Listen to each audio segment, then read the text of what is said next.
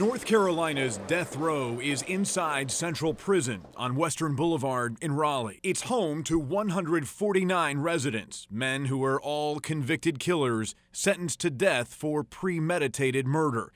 They range in age from 25 to 74. It's home to 149 residents, men who are all convicted killers sentenced to death for premeditated murder. They range in age from 25 to 74. They live behind glass in what's called a cell pod, 24 cells in each pod, watched over by a correctional officer in a control room. The cells are sterile, 15-foot by 7-foot rooms with a stainless steel toilet, sink, chair, and a mattress on a metal slab. I'm really surprised about the feel here on death row. It's not at all like what you see in the movies. It's bright, it's clean, it's orderly, and it's remarkably quiet. The inmates follow a strict daily schedule. They're told when to eat, when to sleep, when to take their medication. They pass much of their time outside their cells, watching TV and playing chess and checkers.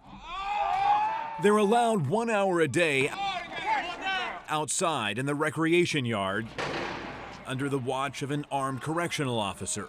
The prison system doesn't want us showing you the inmates' faces, telling you their names, or talking about their crime. They say they're concerned about the victims' families and the inmates themselves.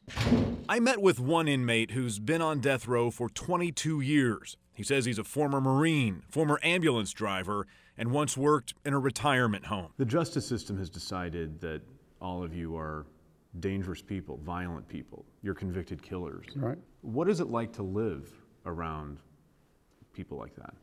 Well, it's not like it's like that's what the way people look at. We're all violent and we're up in here and we're attacking each other every day and attacking officers. It's not like that, and it helps a lot of people have a structure. What is it like to live with that prospect that you've been sentenced to die? To me, I deal with it each day. Each day gets up, I just try to do better. Be a better person and not be the person I was. And I think a lot of the guys here are like that. On some inmates, you can see images of execution on their bodies. This is a tower. It's symbolic of the syringe that they intend to put in my veins. I walked death row with Carlton Joyner. He started at Central Prison as a correctional officer in 1984. Now, he's the warden. It's interesting to see how you interact with these death row inmates. Mm-hmm.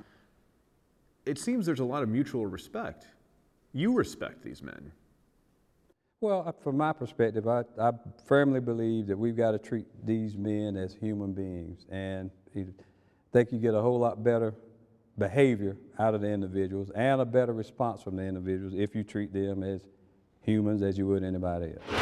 Unlike other death rows across the country where inmates are fed through slots in a cell door, You got 7 more. The warden told me inmates here leave their pods and line up wearing red jumpsuits to eat their 3 meals in a dining room down the hall. Taxpayers spend $72 a day to house and feed each inmate. I'm amazed at how clean it is, how quiet it is, how these guys are just kind of marching along. It's kind of passive here. From my experience, this population has probably been one of the easier populations to manage over the years. Not a lot of behavior issues, not a tremendous amount of disciplinary issues, not a lot of violence, not a lot of things of that nature. You think they're on their best behavior because they will always have an opportunity to appeal? Well, I think that's what most people would probably say, but I think some of it may have to do with the way that you treat the population as well.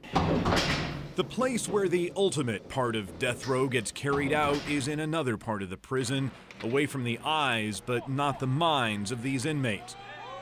It's been 7 years since North Carolina put an inmate to death, but pending court decisions and the Republican-led legislature could restart executions in the near future.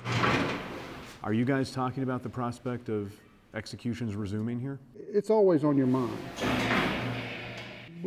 We have to take it one step at a time. We have to know what they say and what really happens and stuff. It's the only way we can deal with it is wait and see. It's like a waiting game for us.